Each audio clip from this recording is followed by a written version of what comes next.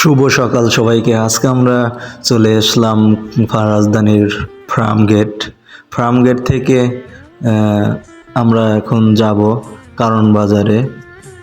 বাসা থেকে বের হয়ে ভাবলাম মূল রাস্তা কাজী নজরুল এভিনিউ দিয়ে না গিয়ে আজকে একটু ভিতরের শান্ত রাস্তা দিয়ে হেঁটে যাব। ফার্মগেট মোড় পার হয়ে হলিক্রস কলেজের গলিটায় ঢুকলাম। বড় রাস্তার কোলাহল পার হয়ে হলিক্রস কলেজের সামনের রাস্তাটাতে আসতেই চারপাশে বেশ শান্ত মনে হলো। কলেজের চত্বর, চেনা দেওয়াল আর চারপাশে সবুজ গাছপালা সকালের আলোয় দারুণ লাগছিল। এই রাস্তাটা দিয়ে হাঁটার অন্যরকম একটা আনন্দ আছে। কোনো তাড়াহুড়া নেই, রিকশার জটিলতা নেই। শান্ত মনে হলিক্রস কলেজের ভিতরে এই পথ ধরে সোজা দক্ষিণ দিকে হাঁটতে লাগলাম। তেজগাঁও রেললাইনের আশপাশে চেনা পরিবেশে পার হয়ে 10 থেকে 15 মিনিটের মধ্যে পৌঁছে গেলাম কারণ বাজার।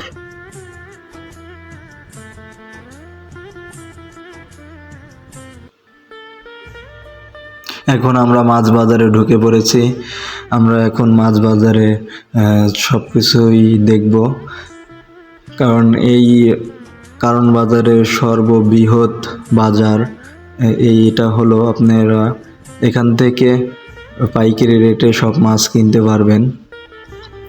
এখন আমরা চিংড়ি মাছ দেখব। চিংড়ি মাছ এখানে অনেক সাশ্রয়ী মূল্যে পাওয়া যায়।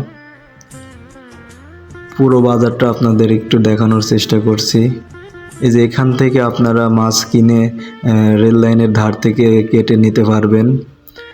অবশ্যই আপনারা মাছ কিনে এখান থেকে দরদাম করে কেটে নেবেন, কারণ এখানে অনেক রকম আপনি কয় কেজি কেমন মাছ কাটাবেন সেই রকম আপনি হিসাব করে দরদাম করে নেবেন।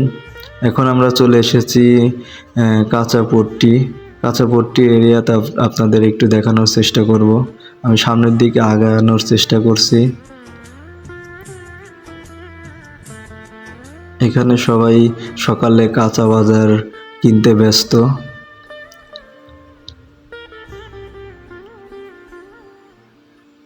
আসলে রাজধানীর সবচেয়ে বড় এই বাজারে আপনারা আসলে বুঝতে পারবেন আসলে এরিয়াটা কেমন।